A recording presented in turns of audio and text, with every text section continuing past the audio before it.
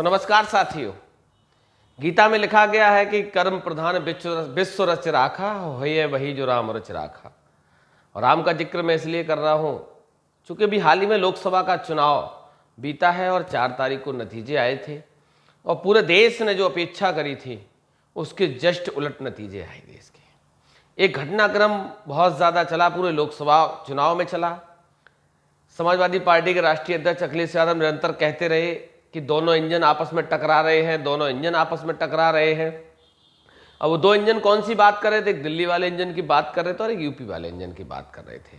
उसी दरमियान एक घटनाक्रम और बदला और दिल्ली के मुख्यमंत्री अरविंद केजरीवाल ने जो भविष्यवाणी करी थी कि अगर ये तीसरी बार सत्ता में आ गए तो आने वाले 3 से 4 महीने के अंतराल में उत्तर प्रदेश के मुख्यमंत्री योगी आदित्यनाथ को हटा दिया जाएगा।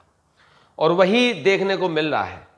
लगातार जेपी नड्डा के दौरे, अमित शाह के दौरे, उत्तर प्रदेश में बैठकों का दौर जारी। कल केशव प्रसाद मौर्य ने एक बहुत बड़ा बयान दे दिया, उसके भी कोई छोटे मोटे मायने नहीं अगर देखा जाए। उन्होंने कहा है कि संगठन सबसे बड़ा होता है और कहीं ना कहीं संगठन की बात वो इसलिए कर रहे हैं क्योंकि वो प्रदेश अध्यक्ष रहे हैं भारतीय जनता पार्टी के।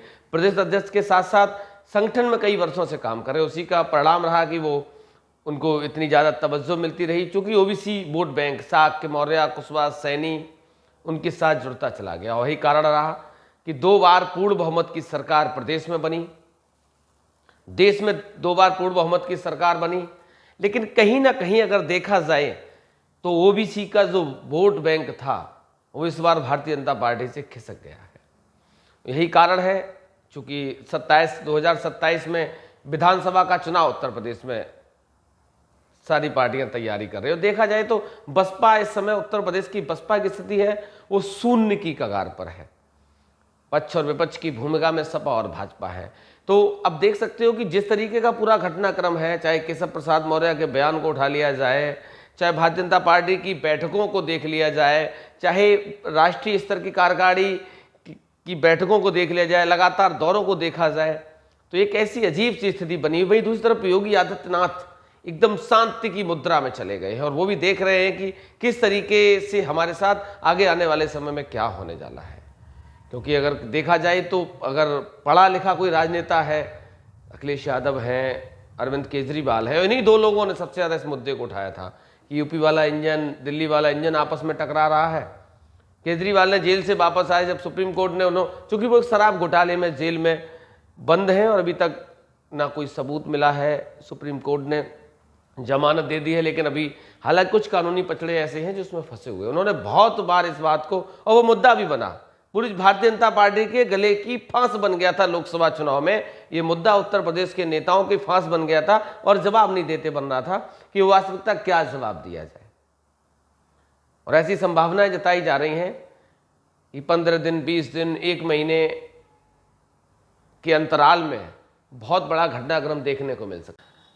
वो अगर ऐसी स्थिति बनती है और योगी आदित्यनाथ की कुर्सी को हटाया जाता है, कुर्सी से हटाया जाता है, तो किस तरीके का घटनाक्रम बनेगा। चूंकि इस वाले चुनाव में अगर देखा जाए तो अखिलेश यादव का जो पीडीए का फॉर्मूला था वो कहीं ना कहीं उत्तर प्रदेश में हिट साबित हुआ है और लगभग 150 पौने 200 विधायक इस समय पीडीए फॉर्मूला के तहत विधानसभा में बैठे हैं। पीडीए के जो पिछड़ा, दलित, अल्पसंख्यक समाज से जो आते हैं वो लगभग 150 से पौने 200 विधायक हैं। अगर योगी आदित्यनाथ के साथ इस तरीके की ज्यादती होती है, चूंकि अगर देखा जाए तो 2022 का विधानसभा चुनाव योगी आदित्यनाथ के चेहरे पर हुआ था, ना कि नरेंद्र मोदी के चेहरे पर हुआ था। अगर ऐसी स्थिति बनती है, उनको हटाया जाता है, तो क्या जो पीडीए के विधायक हैं वो समाजवादी पार्टी के साथ जा सकते हैं?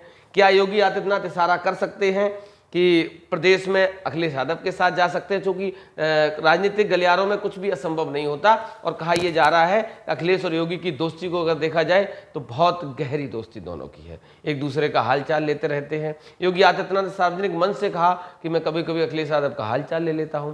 तो ये बहुत छोटी बातें नहीं है। आने वाले राजनीतिक परिवेश में देखने को मिलेगा कि वास्तविक अगर राष्ट्रीय नेतृत्व ऐसा कोई कदम उठाता है तो प्रदेश की राजनीति में भूचाल तो आना सुनिश्चित है। अब ऊंट किस करवट बैठेगा, राजनीति में कुछ भी असंभव नहीं है। कौन किसके साथ चला जाएगा, कौन किसके साथ सरकार बनाएगा, क्योंकि देश की सरकार भी स्थिर नहीं है और आने वाले समय में हो सकता है प्रदेश की सरकार भी अस्थिर हो जाए। तो लगातार मेरे साथ बने रहिए, जिस तरीके का घटनाक्रम है उसी से रूबरू कराने का प्रयास करता रहूँगा। तब तक के लिए नमस्कार।